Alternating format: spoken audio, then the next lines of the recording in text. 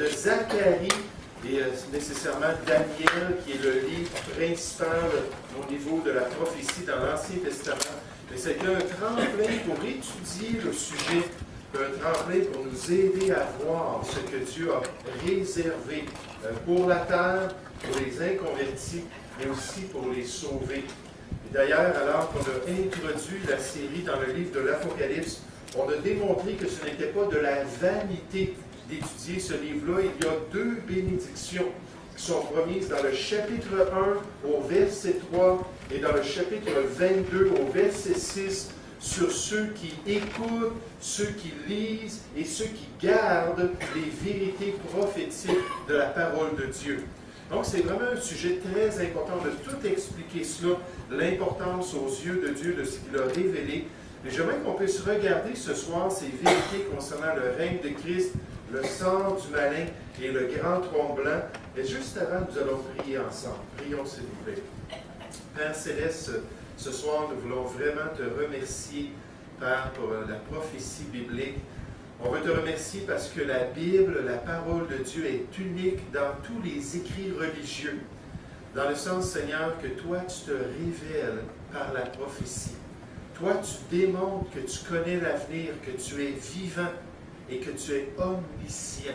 Tu connais toutes choses. Et Seigneur, il n'y a aucun autre livre qui aborde le sujet de la prophétie comme la parole de Dieu. Et Seigneur, lorsqu'on regarde le livre d'Ésaïe et qu'on considère les chapitres 42 à 44, tu mets au défi les faux dieux, les idoles de ce monde, de prophétiser les choses à venir pour démontrer qu'ils sont des dieux. Parce que seul le vrai Dieu connaît l'avenir parfaitement. Et Seigneur, merci pour cette révélation des choses à venir. Merci pour le sujet de l'eschatologie, les choses des derniers temps que tu révèles dans la parole de Dieu. Ô Père, je te prie que tu puisses bénir chacun de nous ce soir. Merci pour tous ceux et toutes celles qui ont fait l'effort de venir et que tu puisses nous bénir abondamment à la lumière des choses qui s'en viennent, à la lumière de la prophétie du livre de l'Apocalypse. Seigneur, je te prie, au nom du Seigneur Jésus. Amen. Donc, alors qu'on a étudié le sujet de la prophétie, on a regardé en détail toutes les grandes questions comme la période de l'Église.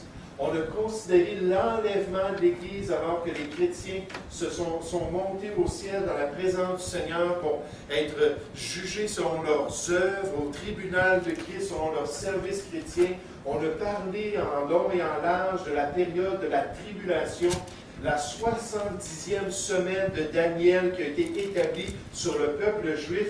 Puis ensuite, la semaine passée, on a parlé du Seigneur Jésus qui est revenu sur la terre. Son retour glorieux, qui a mis ses pieds sur le mont des Oliviers, puis ensuite qui a établi son royaume. Puis là, on est en train de considérer dans le chapitre 20 la période du règne de Christ. Une période dont beaucoup de prophètes de l'Ancien Testament et les apôtres du Nouveau Testament ont annoncé à maintes reprises. C'est ce qu'on va regarder ce soir alors qu'on considère le chapitre 20. Mais juste avant de voir le règne de Christ, dans le chapitre 20, nous considérons l'adversaire qui est lié pendant une période de 1000 ans. Le grand adversaire, qui est-il? Pouvez-vous me donner un autre nom pour cet adversaire? Oui, Christian. Satan, le dragon. Oui, le dragon ancien, Satan, Apollyon, certainement, il y a plusieurs noms qui lui sont donnés. Le malin, le Dieu de ce siècle, le prince de ce monde, l'esprit qui agit dans les fils de la rébellion. Et on nous dit que quand Christ va venir pour établir son règne, il va être lié. On voit ça au début du chapitre 20. Regardez le verset 1. On nous dit, « Puis je vis descendre du ciel un ange qui avait la clé de l'abîme et une grande chaîne dans sa main. Il saisit le dragon, le serpent ancien qui est le diable et Satan, et il le lia pour 1000 ans. Il le jeta dans l'abîme, ferma et scella l'entrée au-dessus de lui, afin qu'il ne séduise plus les nations, jusqu'à ce que les 1000 ans soient accomplis. Après cela, il faut qu'il soit délié pour un peu de temps. » Donc, la première chose qu'on constate ce soir, c'est le fait que l'adversaire va être lié pendant le règne de Christ sur cette terre. Maintenant, ceux qui étaient à l'Institut, vous avez des feuilles à remplir, et ça vous aide à comprendre les autres qui ne les avaient pas, que je vais donner les informations de manière systématique. Mais premièrement, on nous parle d'un ange avec une mission spéciale. Un ange avec une mission spéciale. Verset 1.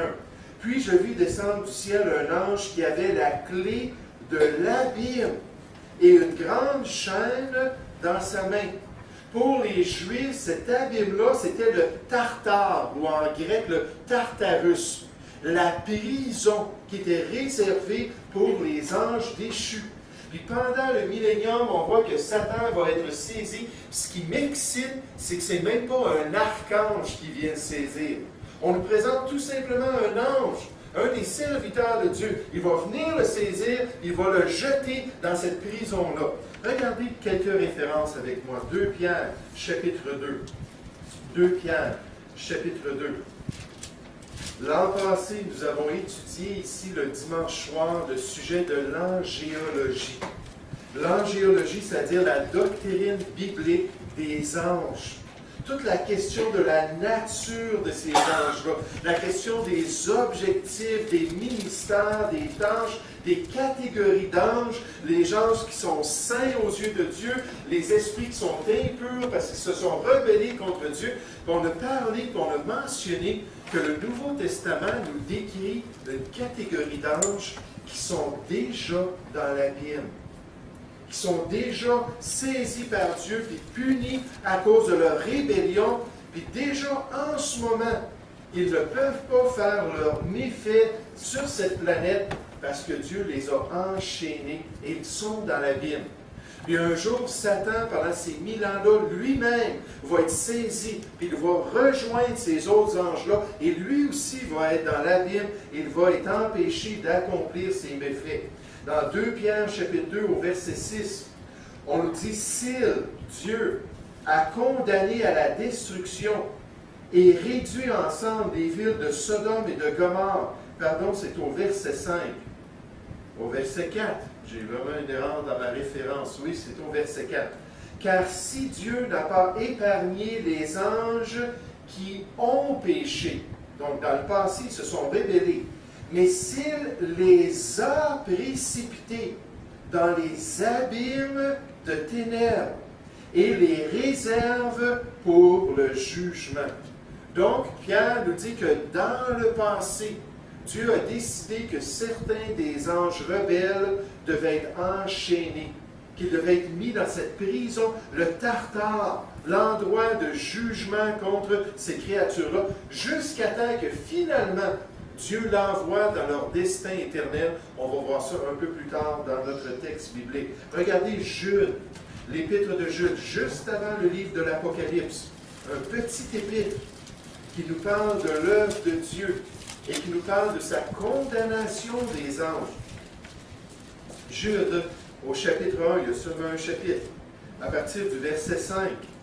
Ça dit « Je veux vous rappeler, à vous qui savez fort bien toutes ces choses, que le Seigneur, après avoir sauvé le peuple, ça parle du peuple d'Israël, et l'avoir tiré du pays d'Égypte, fit ensuite périr les incrédules. » Là, Jude est en train de parler à des chrétiens qui ont des problèmes avec des impies, qui ont des problèmes avec des faux frères, puis des faux enseignants. Là, il leur donne des instructions, mais il se tourne vers les exemples bibliques.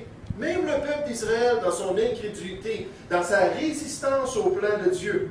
On voit ça dans Hébreux chapitre 3. Dieu a fait périr cette génération-là parce qu'ils étaient rebelles envers la parole de Dieu. Et on le dit au verset 6, qu'il a réservé pour le jugement du grand jour, enchaîné éternellement par les ténèbres.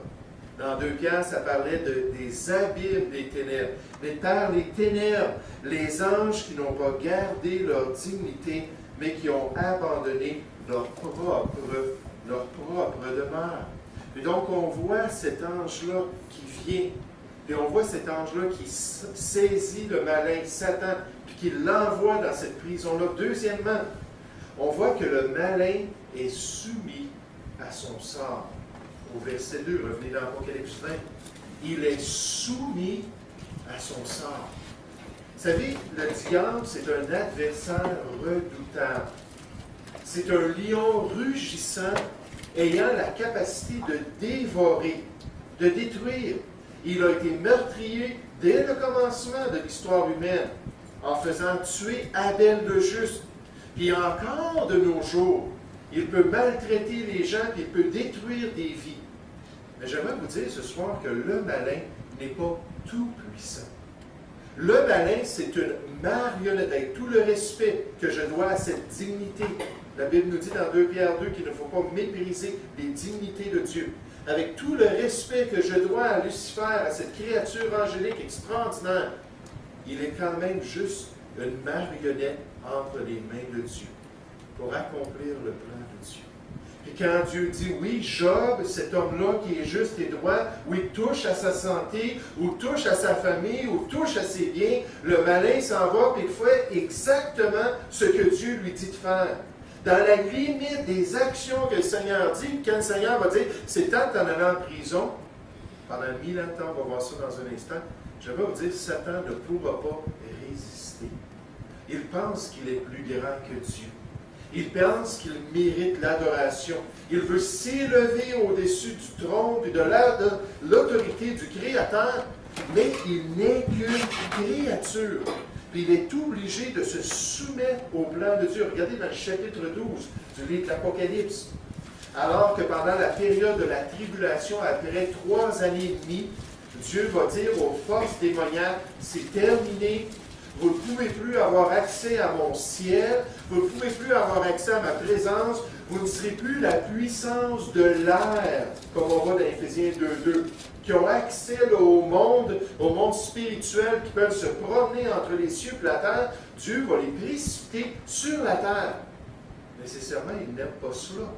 On voit dans les enseignements concernant les anges qu'ils ont toujours eu accès, même les mauvais esprits ont toujours eu accès au royaume de Dieu. Là, à un moment donné, Dieu va dire, après les 3 ans et demi de la tribulation, il reste une dernière section de 3 ans et demi. Il va dire, maintenant, vous allez descendre sur la terre pour faire tous vos méfaits. Je ne vous permets pas de rester au ciel. Et mon ami, ils vont sortir leurs épées, ils vont dire, nous, on va faire ce qu'on veut. Dieu va dire, non, vous n'avez pas la force de faire ce que vous voulez. Vous devez m'obéir. Apocalypse chapitre 12, verset 7. Et il y eut une guerre dans le ciel. Michel, l'archange et ses anges combattirent contre le dragon. Et le dragon et ses anges combattirent, mais ils ne furent pas les plus forts, et leur place ne fut plus trouvée dans le ciel. Il n'est pas le plus fort. Il y en a seulement un qui est tout-puissant, seulement un qui a le contrôle sur toute chose, celui qui fait tout ce qu'il veut. Et il ne s'appelle pas Satan. Il s'appelle notre Dieu et notre Maître. Et c'est lui qui est au contrôle de toutes choses. Et le malin est soumis à son sort. On ne le voit pas se débattre. On ne le voit pas sortir son épée. On ne va pas rassembler ses armées. On le saisit, on dit, tiens, toi, c'est plus ta place. Tu ne peux plus séduire les nations sur cette terre pendant ce 1000 ans-là.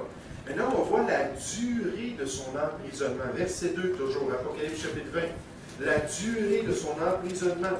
On dit, il saisit le dragon, le serpent ancien qui est le diable et Satan, et il le lia pour 1000 ans. Maintenant, dans l'original, la parole de Dieu nous dit pour 1000 ans. Il n'y a rien d'abstrait là. Il n'y a rien de difficile. À 6 reprises dans Apocalypse chapitre 20, on nous parle de 1000 ans, du millénium. La période de 1000 ans, l'âge d'or de l'histoire humaine, pendant laquelle le prince de la paix va régner à Jérusalem comme le roi de toute la terre. On a déjà vu les prophéties, on va en toucher encore un peu ce soir. Regardez le verset 3. « Il le jeta dans l'abîme, ferma et scella l'entrée au-dessus de lui, afin qu'il ne séduise plus les nations, jusqu'à ce que les 1000 ans soient accomplis. » Verset 4. Et je vis des trônes, et à ceux qui s'y assirent furent donnés le pouvoir de juger. Je vis les âmes de ceux qui avaient été décapités à cause du témoignage de Jésus et à cause de la parole de Dieu. On va voir ces détails dans un instant.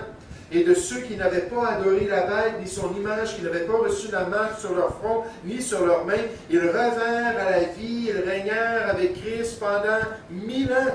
Encore une fois, on spécifie, verset 5. Les autres membres ne revinrent point à la vie jusqu'à ce que les 1000 ans soient accomplis. Verset 6. Heureux les saints, ceux qui ont part à la première résurrection. La seconde mort n'a point de pouvoir sur eux, mais ils seront sacrificateurs de Dieu et de Christ, et ils régneront avec lui pendant 1000 ans. Verset 7, la dernière référence, ça dit quand les 1000 ans seront accomplis, Satan sera relâché de sa prison. Vous savez, nous, on pense à l'histoire dans une perspective humaine, une perspective d'une génération ou d'une vie. Puis quand on pense à un siècle, moi, quand je suis né un siècle après la fin de la guerre civile aux États-Unis. Le 19 avril, si je ne me trompe pas, 1865. Moi, je suis né en 1965. Là, je pense à ça, je dis, hey, il y a eu un siècle entre la guerre civile et ma naissance. Ça semble énorme dans une perspective humaine. Mais vous savez, pour Dieu, 1000 ans, c'est pas grand-chose. En fait, 2 Pierre 3 nous dit que 1000 ans, à ses yeux, c'est comme un jour. Parce que lui, il est en dehors du temps. Il est souverain sur le temps. Il sait exactement le temps qu'il donne à toute chose, le temps qu'il a établi pour toute chose. Et Satan va être emprisonné pendant 1000 ans. Pendant cette période de temps de paix sur la terre, où les gens vont encore pouvoir considérer l'Évangile, vont encore pouvoir considérer le roi qui règne à Jérusalem, et ils vont devoir obéir à celui qui va régner avec une verge de fer, avec une autorité absolue pour faire régner la justice sur la terre, la durée de son emprisonnement. Maintenant, au verset 3, on voit la restriction sur sa séduction. La séduction du malin, verset 3. Il le jeta dans l'abîme, ferma et scella l'entrée, au-dessus de lui, afin qu'il ne séduise plus les nations, jusqu'à ce que les 1000 ans soient accomplis. Après cela, il faut qu'il soit délié pour un peu de temps, mais afin qu'il ne séduise plus les nations. Un des noms ou un des titres de Satan, c'est le séducteur. Le mot séducteur, c'est-à-dire le trompeur, le menteur, celui qui embellit la rébellion, qui embellit le péché pour nous faire penser que c'est bien pour nous, pour nous faire penser qu'il y a des bénéfices, qu'une jouissance au mal, et nous amener à cette place-là où on ne comprend pas que la volonté de Dieu est bonne, agréable et parfait. Et nous amener à cette place-là où on est prêt à se soumettre à la volonté de Dieu. Revenez dans le chapitre 12 du livre de l'Apocalypse. Mais il ne pourra plus le faire, ce qui sous-entend que c'est exactement ce qu'il a fait à travers l'histoire humaine. C'est exactement cet esprit-là qui agit dans les fils de la rébellion, les enfants de colère qui refusent de croire à Dieu et d'accomplir la volonté de Dieu. Vous savez, des fois, je parle avec des gens, puis surtout des nouveaux chrétiens. Puis ça devrait être la même réalisation dans le cœur de l'enfant de Dieu qui fait que ça fait un certain temps qu'il connaît le Seigneur, mais dans les nouveaux chrétiens, les gens regardent ça et disent comment ça se fait que ma famille ne veut pas être sauvée? Comment ça se fait que les gens que je côtoie ne veulent pas se tourner vers le pardon de Dieu? Un don gratuit qui leur est offert. Une nouvelle vie extraordinaire en Jésus-Christ. J'aimerais vous suggérer que le malin, 2 Corinthiens 4, verset 3, vient aveugler leurs yeux. Voyons donc, si tu te tournes vers la Bible. Voyons donc, si tu te tournes vers Dieu. Hein, ça va être un esclavage. Il va y avoir plein de règlements. Ta vie va être pénible. Tu vas être malheureux. Puis il vient pour aveugler leurs yeux. Aveugler leurs yeux envers quoi? Envers la splendeur de la gloire de l'Évangile de Christ. Il ne veut pas qu'ils réalisent comment le salut en Jésus-Christ est extraordinaire. Comment c'est merveilleux ce que Jésus a accompli sur la croix. Comment est-ce que les promesses de la vie éternelle sont au-delà de tout plaisir éphémère et temporaire de ce monde. Et comment est-ce que cette vanité de notre vie n'est rien en comparaison avec la vie éternelle qui nous est offerte en Jésus-Christ. Mais le malin, pendant le millénium, ne pourra plus le faire. Verset 9 d'Apocalypse chapitre 12. Ça dit, il fut précipité, le grand dragon, le serpent ancien, appelé le diable et Satan, celui qui séduit toute la terre. Il fut précipité sur la terre et ses anges furent précipités avec lui. Mais nécessairement, on a vu dans Apocalypse chapitre 13, lorsqu'on a parlé de la bête qui va dominer sur toutes les nations de la terre, on a vu que la période de l'Apocalypse, cette période d'apostasie, va être une période où les gens, en grande majorité, vont refuser de se tourner vers Dieu, vont refuser de croire à l'Évangile, vont refuser de bénéficier de l'œuvre de Jésus-Christ. Une période difficile dans l'histoire humaine. Mais on voit la restriction pendant le millénium. Non seulement cette restriction-là, mais Dieu nous parle du relâchement futur du diable. Dieu l'a enchaîné, l'a emprisonné, puis il nous dit c'est pour une période de temps. Ensuite, il va pouvoir ressortir et continuer à faire ses méfaits. Verset 3, Apocalypse chapitre 20. Au verset 3, on nous dit, ils le jetèrent dans l'abîme, fermant et scellant l'entrée au-dessus de lui, afin qu'il ne séduise plus les nations, jusqu'à ce que les 1000 ans soient accomplis. Après cela, il faut qu'il soit délié pour un peu de temps. Verset 7. Quand les 1000 ans seront accomplis, Satan sera relâché de sa prison et sortira pour séduire les nations qui sont aux quatre coins de la terre, Gog et Magog, afin de les rassembler pour la guerre. Leur nom est comme le sang de la main. On va voir ça dans un instant. Mais on voit cet emprisonnement-là de l'adversaire pendant 1000 ans. Et non seulement est-ce que c'est une caractéristique du millénium, mais deuxièmement, d'après le passage que nous sommes en train d'étudier dans Apocalypse chapitre 20, ça va venir cliquer. D'après Apocalypse chapitre 20, on voit le règne millénaire de notre Sauveur. Son règne de 1000 ans sur la terre. Lorsqu'il va revenir, lorsque le signe du Fils de l'homme va paraître dans les cieux, lorsque d'après Matthieu chapitre 25, il va venir s'asseoir sur le trône de sa gloire pour juger entre les nations, entre les brebis et les boucs, pour faire le tri, pour prendre les poissons qui ne sont pas bons et les rejeter, pour prendre les bons poissons pour les faire rentrer dans son royaume, pour prendre l'ivraie et le livrer au feu, et pour prendre le bon grain et remplir sa main de la récolte de Dieu. Donc, le règne millénaire de Christ, versets 4 à 6, Apocalypse chapitre 20. Et je vis des trônes, et à ceux qui s'y assirent furent donnés le pouvoir de juger. Et je vis les âmes de ceux qui avaient été décapités. Il semble que c'est vraiment la méthode pendant la tribulation. L'Antéchrist va faire un spectacle de la mort des croyants. Il va leur enlever leur tête. Apocalypse chapitre 7, on nous parle de toutes les foules, de toutes les tribus, de tous les peuples, de toutes les langues qui ont payé de leur vie à cause qu'ils ont resté fidèles à la parole de Dieu et qu'ils ont gardé leur foi pendant la tribulation. Comment est-ce qu'ils vont être exécutés? On va les décapiter, on va leur couper la tête. La guillotine, peut-être, ça va être une méthode populaire pour faire un spectacle de cette méthode d'exécution. On nous dit qu'il avait été décapité à cause du témoignage de Jésus et à cause de la parole de Dieu. Matthieu chapitre 24, au verset 14, ça dit, « Mais quand l'Évangile aura été prêché aux nations entières, alors viendra la fin. » J'aimerais vous dire qu'il va y en avoir des témoins de Jésus.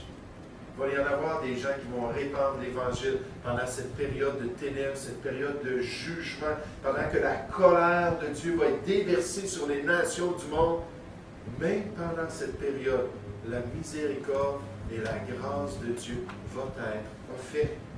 On nous dit, et de ceux qui n'avaient pas adoré la bête, ni son image, et qui n'avaient pas reçu la marque sur leur front, ni sur leurs mains.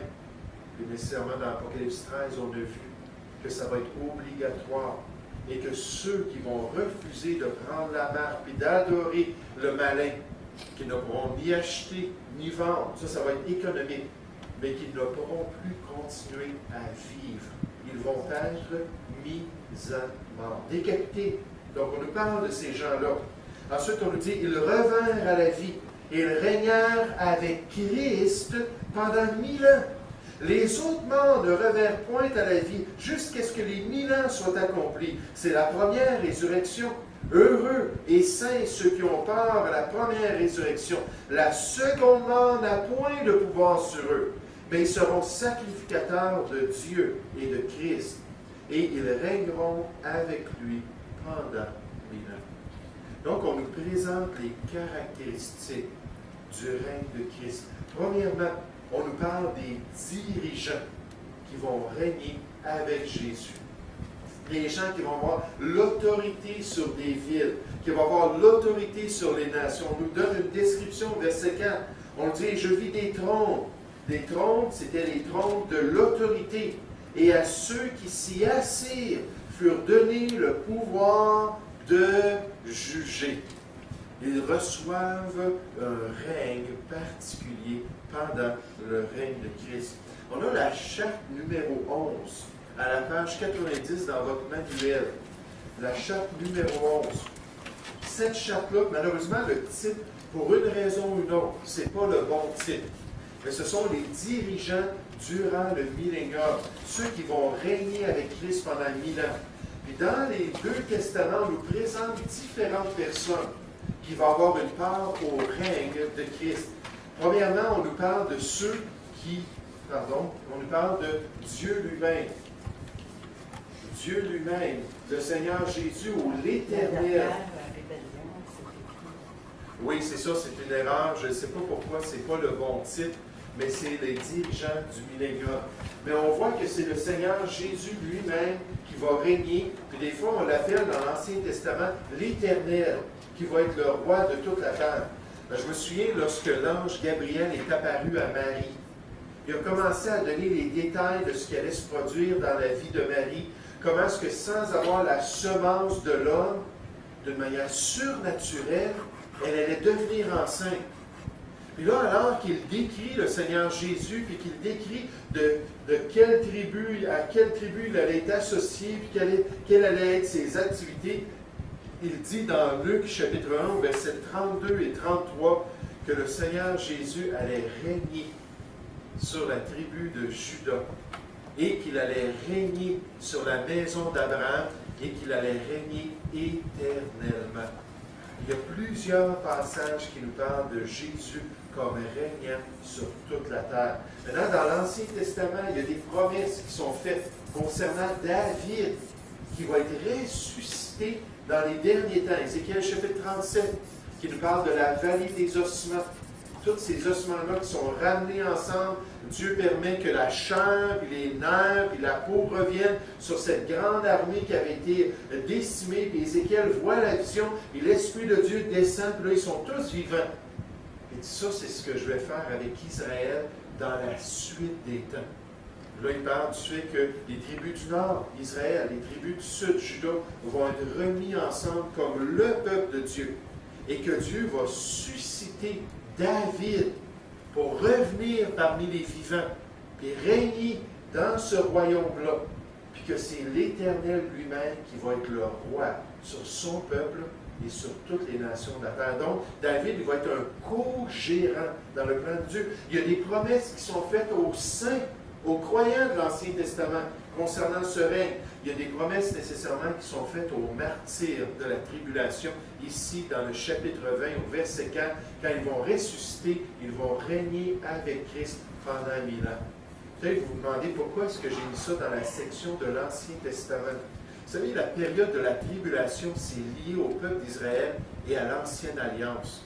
C'est pour ça que j'ai mis cela, d'après la prophétie des 70 semaines, c'est vraiment lié à cela.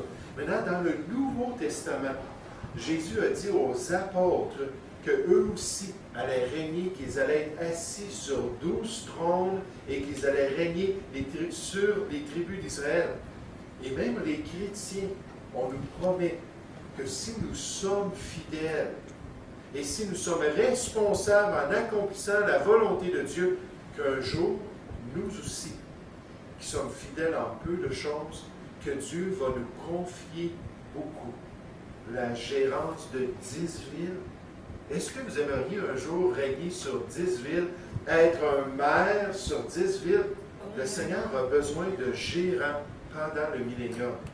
Ce qu'il nous demande, c'est d'être fidèles ici, et ensuite, il va nous confier beaucoup dans son règne. Regardez juste un des passages, 1 Corinthiens, chapitre 6. 1 Corinthiens, chapitre 6. Alors que l'apôtre Paul parle des croyants, alors qu'il est en train d'instruire les enfants de Dieu, ceux qui font partie de l'Église de Jésus-Christ, puis il révèle quelque chose qui est surprenant dans son discours. Nécessairement, Paul avait déjà parlé de ces choses-là, parce qu'il ne s'arrête pas pour expliquer ces vérités-là. Il fait juste les présenter comme quelque chose qu'il connaissait, mais il présente le fait que les chrétiens ont une part dans le rôle de gérance que Dieu va donner à ses ambassadeurs dans les derniers temps. 1 Corinthiens, chapitre 6, verset 1, ça dit « L'un d'entre vous, lorsqu'il a un différend avec un autre, ose-t-il plaider devant les injustes et non devant les saints? Ne saviez-vous pas que les saints, ici ce sont les saints de la Nouvelle Alliance, les chrétiens, les enfants de Dieu, que les saints jugeront le monde. » On va recevoir une part du jugement, on va recevoir une part de cette autorité-là. La Bible dit dans Apocalypse chapitre 2 et 3, on a la victoire, on est vainquant, on est fidèle, on continue, on combat le bon combat, on achève notre course qu'un jour, on va régner avec Christ. On va s'asseoir sur son trône pour démontrer qu'il nous investit de son autorité, pour qu'on puisse avoir une part au règne de Christ. Et ça va être extraordinaire. Et si c'est par vous que le monde est jugé, êtes-vous indigne de rendre les moindres jugements? Ne saviez-vous pas que nous jugerons les anges? Nous allons avoir une part dans le jugement des esprits impurs de ces anges déchus. Donc, les dirigeants pendant le millénium. Non seulement est-ce qu'on nous présente ces dirigeants, deuxièmement, on nous présente la résurrection des saints ou des croyants de la tribulation. Revenez avec moi dans l'Apocalypse chapitre 20. Si vous dites ce soir, pasteur, j'étais pas là dans les autres réunions que vous avez eues, je n'ai pas suivi toute la série, je suis totalement perdu, je ne sais pas du tout de quoi vous parlez. Vous savez, je peux avoir compassion pour vous. Parce que lorsqu'on avait des conférenciers qui venaient à notre assemblée, et le futur, puis toute l'eschatologie, c'est un sujet que mes pasteurs aimaient beaucoup. Lorsqu'on faisait venir des conférenciers comme le docteur Mazakis qui venait nous parler de tous ces détails-là, j'aimerais vous dire, là, pour moi, là, c'était du chinois. Ça a pris des années d'études, ça a pris des années à lire la parole de Dieu, à considérer tout ce que Dieu a à dire sur le sujet, pour commencer à voir l'image du casse-tête. Tous les morceaux qui ont commencé à se placer ensemble pour me permettre de comprendre l'œuvre de Dieu dans les derniers temps. Et donc, il faut juste saisir le fait que l'adversaire n'est pas souverain ce soir. Il n'est pas souverain sur votre vie. Il est une marionnette entre les mains de Dieu. Deuxièmement, il faut comprendre que Jésus, un jour, va régner sur cette terre. On n'aurait pas le temps de voir tous les passages des deux testaments, où constamment ça revient que le Seigneur Jésus va régner sur la terre, que l'Éternel va quitter le ciel, qu'il va venir sur cette terre pour être là visiblement, d'une manière étonnante, d'une manière réelle, alors que toutes les nations vont voir le Christ de Dieu. Psaume chapitre 2, celui que lui, il a établi loin de toute la terre, celui à qui il a remis la domination des nations. C'est Jésus-Christ qui va dominer un jour sur cette terre. C'est pour ça qu'à l'école du dimanche matin, on regardait un homme fidèle. Puis comment est-ce qu'on peut être des hommes fidèles? Premièrement, on a suggéré dans 2 Timothée 3 qu'il faut comprendre les temps dans lesquels nous vivons. Nous sommes à la fin des temps, la Bible dit, dans la dernière période. où le malin va avoir une influence sur la terre et où l'homme va être autonome de faire ce qu'il veut. J'ai dit, cette période-là s'en vient rapidement à sa fin. Et ensuite, on a la période de transition temporaire qu'on appelle la tribulation. Et finalement, on va avoir le règne de Christ. J'aimerais vous dire, Jésus va se manifester bientôt. Il va dominer sur les nations de la terre. Il va dominer dans ce monde. C'est pour ça que la Bible dit que notre conduite devrait être sainte dans la lumière de toutes les choses et de ce monde avec sa convoitise qui doit penser à la lumière de tout cela. On devrait vraiment travailler pour être debout lors de son retour et lui être agréable. Apocalypse chapitre 20, verset 4, ça dit « Je vis des trônes, et à ceux qui s'y assirent fut donné le pouvoir de juger. Et je vis les âmes de ceux qui avaient été décapités à cause du témoignage de Jésus et à cause de la parole de Dieu. » Voyez-vous ce que Jean est en train de faire? Quand le Seigneur Jésus, ou ce qu'on est en train de lui révéler, quand le Seigneur Jésus va descendre du ciel avec ses saints, ces saints-là, ce sont les saints de l'Église. On va voir ça dans un instant. Les chrétiens qui vont venir à la bataille d'Armageddon sur des chevaux blancs, puis qui vont venir régner. Mais pendant cette période de temps-là, il y a d'autres saints qui, eux, sont encore morts. Ils n'ont pas encore expérimenté la résurrection. Jésus va s'asseoir sur le trône de sa gloire. La première chose qu'il va faire, lui qui tient les clés de la mort, et lui qui est la résurrection des morts, il va dire, OK, maintenant, vous ressuscitez.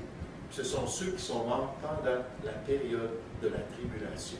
Ils ne peuvent pas être l'Église. Ça ne fonctionne pas dans la séquence de tout ce que Dieu nous dit pendant cette période-là. Donc, eux, ils vont ressusciter. Il y a déjà des croyants qui sont assis sur des trônes avec Christ. Là, on nous dit qu'il y a d'autres qui vont ressusciter des morts.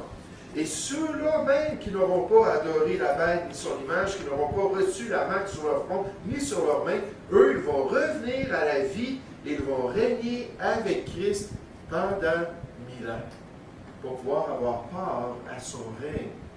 Maintenant, troisièmement, juste cette charte-là que vous avez à la page, à la page 83, la charte des résurrections. Premièrement, on voit le Seigneur Jésus dans son incarnation qui descend, qui vit son ministère. Ensuite, il est mort, il est ressuscité des morts. On nous parle que Christ est les prémices de la première résurrection, la résurrection bénie de Dieu. Et là, il remonte au ciel pendant que nous sommes dans la période de l'Église.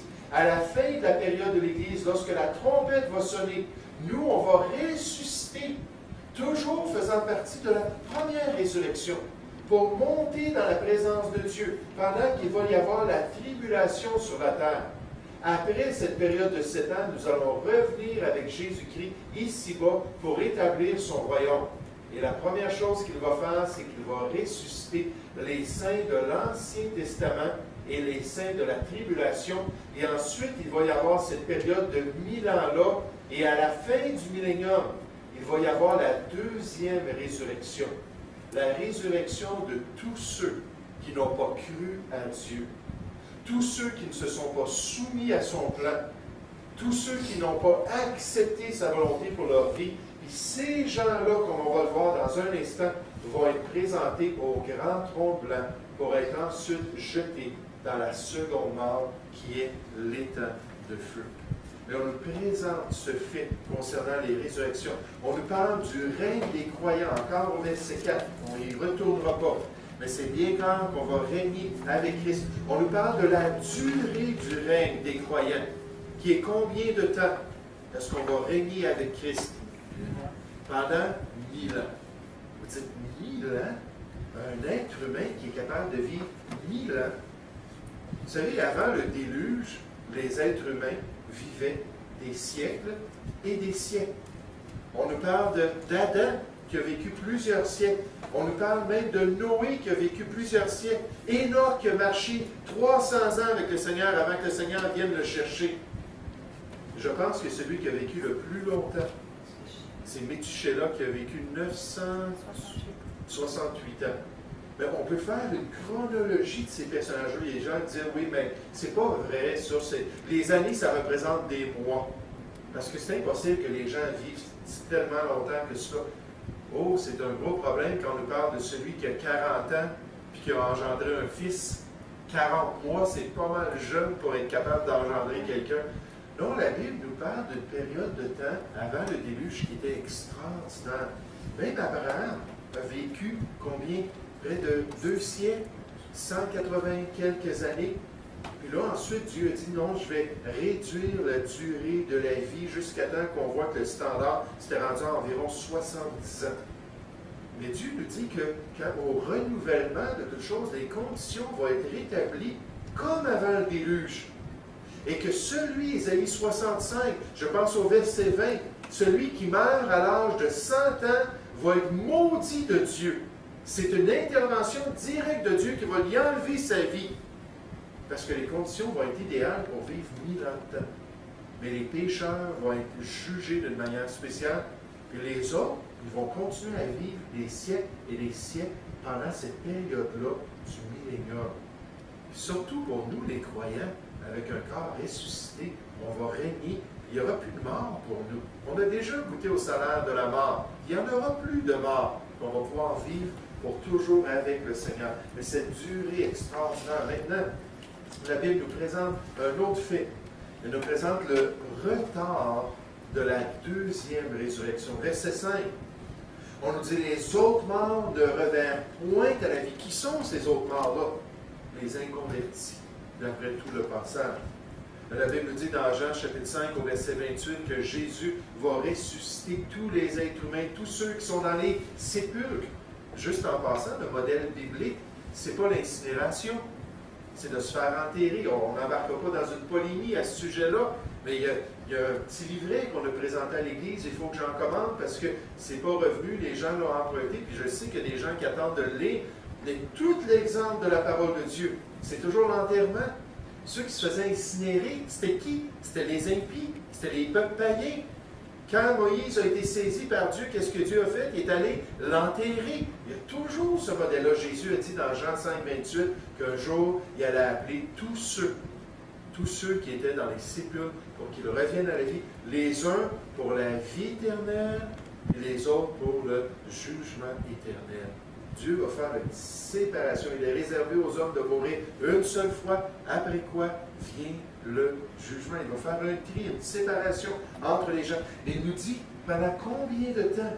Les autres ne revinrent point à la vie jusqu'à ce que les 1000 ans soient accomplis. C'est la première résurrection. Donc, les impies de l'histoire ne seront pas ressuscités pour rentrer dans le millénium.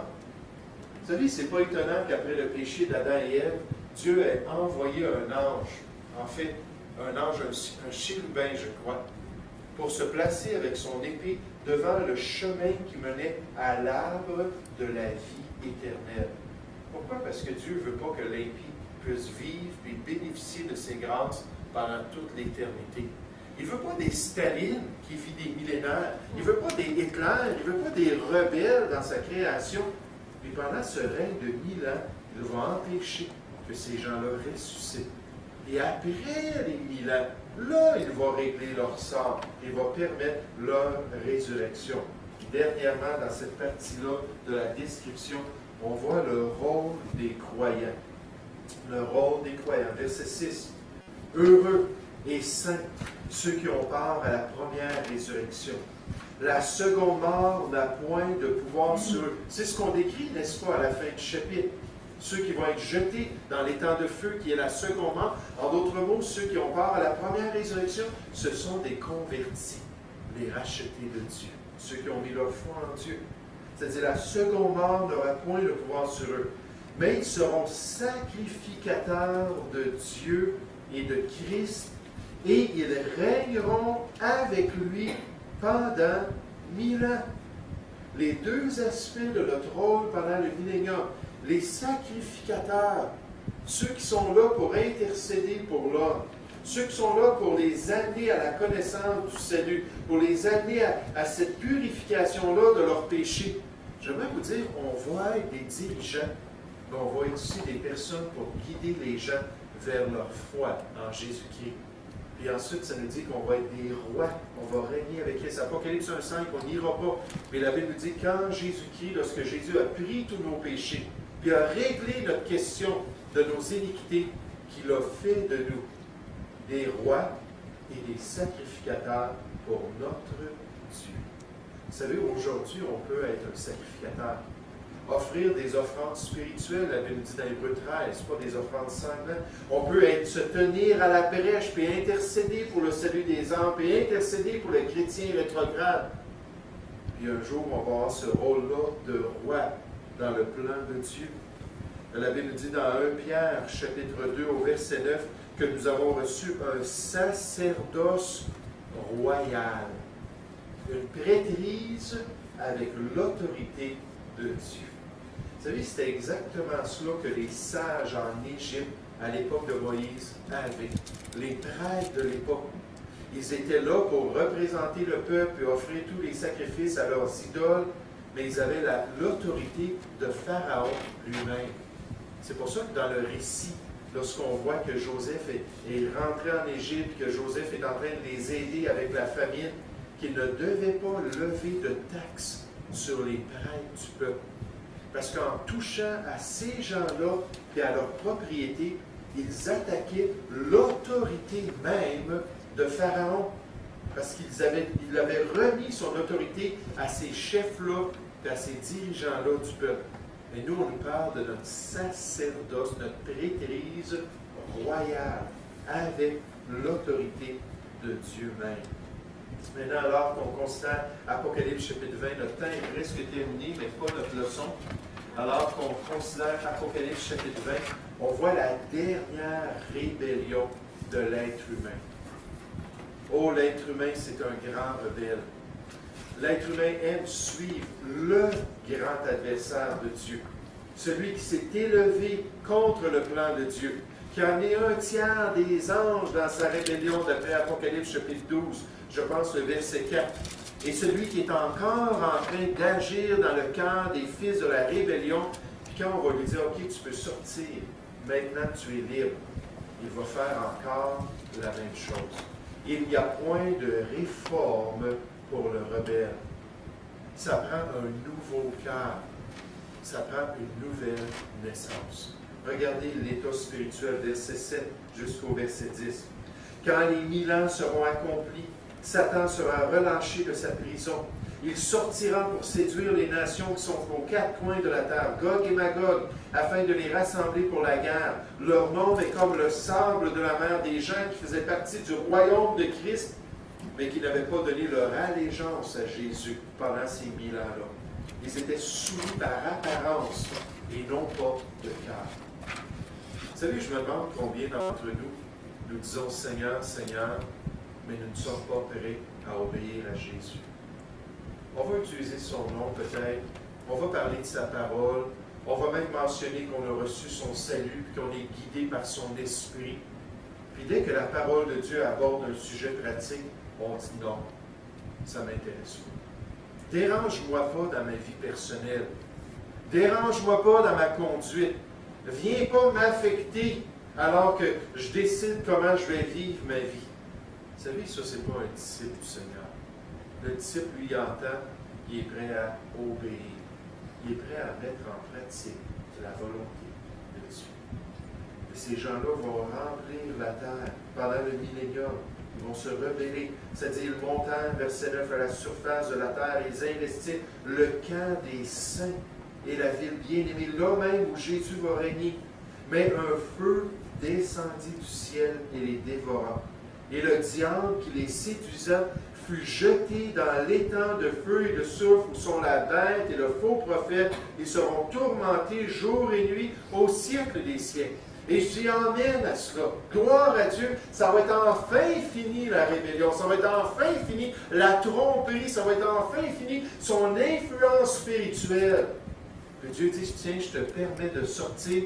OK, tu as accompli ton œuvre, tiens, c'est terminé. Maintenant, je t'envoie dans ton destin.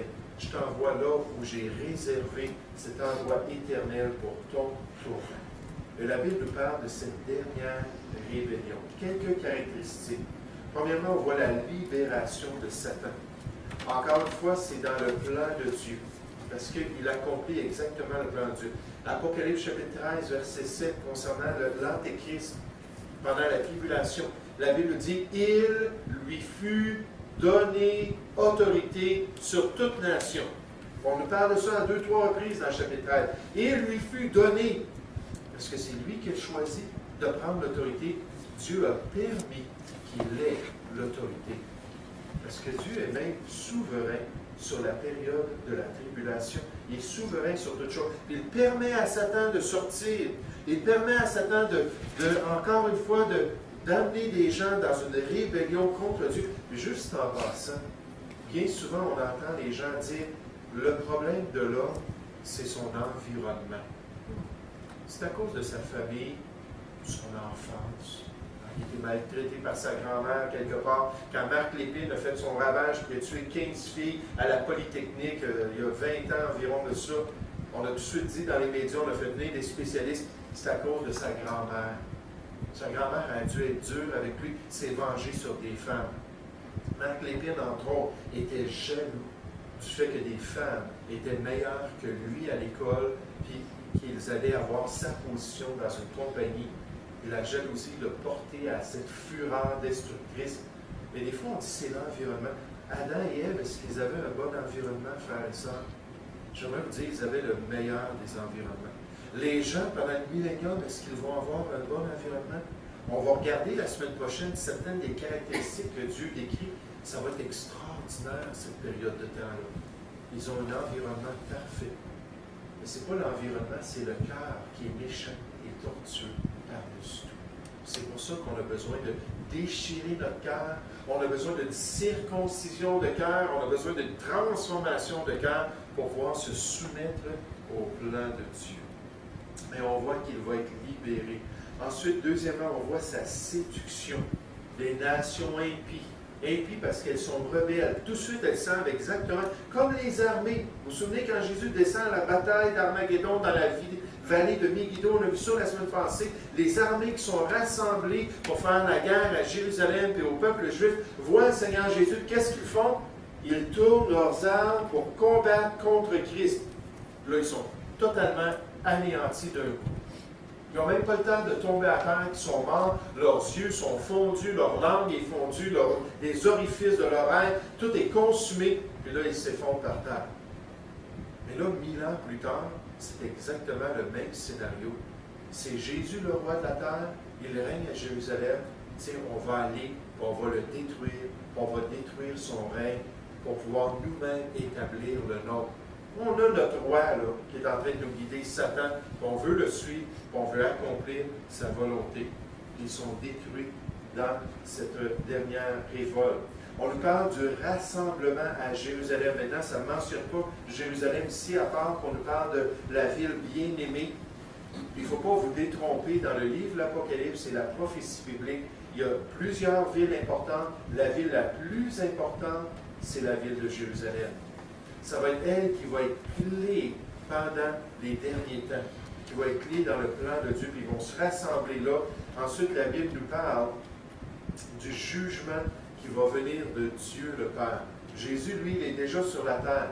Il règne comme le roi de la terre, le roi des rois, le Seigneur des seigneurs. Et alors qu'ils se rassemblent, le feu va descendre du ciel pour les consommer, pour les détruire même, avant qu'ils puissent briser le règne de Christ. Et ensuite, on voit le jugement du diable. Je me dépêche un peu. Le 7-10, c'est le diable qui les séduisait, fut jeté dans l'étang de feu et de soufre, où sont la bête et le faux prophète. Ils seront tourmentés jour et nuit, éternellement. Aionios, c'est le mot grec qui est traduit éternellement. La vie éternelle, là on a juste traduit au siècle des siècles sans fin.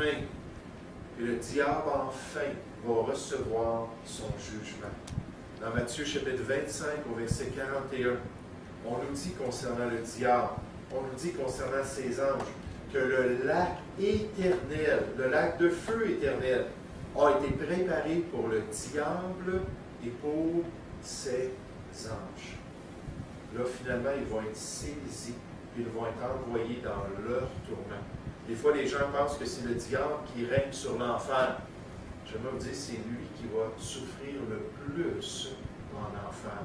On n'aura pas le temps ce soir de regarder le grand trône blanc. On va voir les détails du jugement dernier la prochaine fois. Mais la Bible nous parle de ce jugement-là. Et la Bible nous parle de la durée. Oui, je pourrais au moins terminer avec ça ce soir. La durée de son tourment, c'est un tourment éternel. Dans 2 Thessaloniciens 2,9, on nous parle d'une ruine éternelle. Dans Matthieu 25, 46, on nous parle d'un châtiment qui est éternel. Un châtiment pour toujours, sans fin. Regardez en terminant ce soir Apocalypse chapitre 14. Apocalypse chapitre 14. La semaine prochaine, on va regarder, Dieu voulant, le jugement dernier, la description de la deuxième résurrection, ce qui va arriver avec les âmes des inconvertis. On va voir le grand trône blanc, on va voir celui qui va être sur le grand trône blanc. Ah, il ne manquait pas grand-chose ce soir, mais il y a trop de détails là, pour juste se dépêcher comme ça. Et je veux vraiment qu'on puisse assimiler ces vérités-là. Puis ensuite, on va commencer à parler de l'état éternel. Après le millénium, il y a une autre section dans le plan de Dieu. Puis cette fois-là, c'est lié au nouveau cieux et à la nouvelle terre. Quand le grand trône blanc est placé, c'est terminé avec l'ancienne création.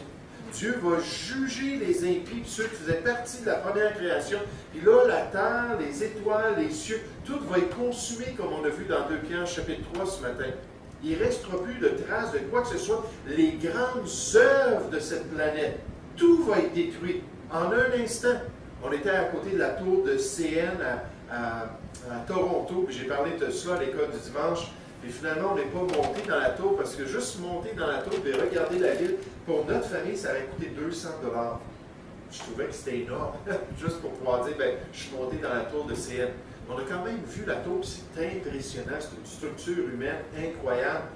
La Bible dit dans 2 Pierre 3 que toutes les œuvres de l'homme sur cette terre vont être anéanties. Dans Apocalypse 16, si je ne me trompe pas, lors du jugement du dernier sceau, pas du dernier sceau, de la dernière coupe, on nous dit qu'un grand tremblement de terre va raser toutes les villes de la planète Terre. Il n'y aura plus une ville qui va subsister. Il n'y aura pas une ville qui va être assez forte. On parle de structures qui peuvent résister à des tremblements jusqu'à 9 points quelques, puis donc qui sont très forts. Donc ce tremblement de terre-là va être assez violent que toutes les maisons, toutes les villes, toutes les structures, ça va être totalement détruit. Les hommes vont être tellement étonnés, au lieu de se repentir, ils vont dire franchement, c'est exagéré, puis ils vont blasphémer le nom de Dieu. Les œuvres de ce monde vont être totalement anéanties. Mais rendu là, à la fin du millénium, après le renouvellement de toutes choses, malgré les conditions extraordinaires, Dieu va dire, OK, j'en veux plus de cette planète, j'en veux plus des cieux. Là, je veux faire des nouveaux cieux et une nouvelle terre où la justice, et seulement la justice, va habiter. Il ne rentrera plus rien d'impur dans le royaume de Dieu. On va voir ces détails-là, la nouvelle création. Là, Dieu nous donne les caractéristiques de cet état qui va durer pendant toute l'éternité. L'état éternel. C'est merveilleux de voir ce que Dieu a préparé pour les siens. Regardez Apocalypse chapitre 14, encore en parlant de ce jugement, le durée de la jugement, du jugement, verset 9, c'est-à-dire, et un autre, un troisième ange, les suivit en disant d'une voix forte, si quelqu'un adore la bête, ça va être connu, là. Il va se promener là, au-dessus des nations, puis il va proclamer ce jugement, cette malédiction-là. Si quelqu'un adore la bête et son image, et reçoit une marque sur son front ou sur sa main, il boira lui aussi du vin de la fureur de Dieu, versé sans mélange dans la coupe de sa colère. Il sera tourmenté dans le feu et le soufre devant les saints anges et devant l'agneau, et la fumée de leur tourment monte au siècle des siècles, et n'ont de repos ni jour ni nuit, ceux qui adorent la bête et son image, et quiconque reçoit la marque de son nom. Pendant la tribulation, les gens vont savoir le choix qu'ils sont en train de faire. Ça va être soit se tourner vers Dieu pour avoir la vie éternelle, ça va leur coûter probablement la vie. Certains vont persévérer jusqu'à la fin, puis ils vont être sauvés quand Jésus va paraître à la bataille d'Armageddon, mais beaucoup vont mourir.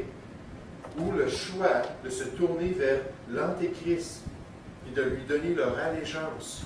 de recevoir la marque et de donner leur éternité. Ça ne sera pas une séduction, ça va être un choix de grâce. C'est ce qui va se produire pendant cette période-là. Et donc, on voit que Satan va être jugé, lui aussi, éternellement. Ce soir, on va s'arrêter avec ça. On va chanter un dernier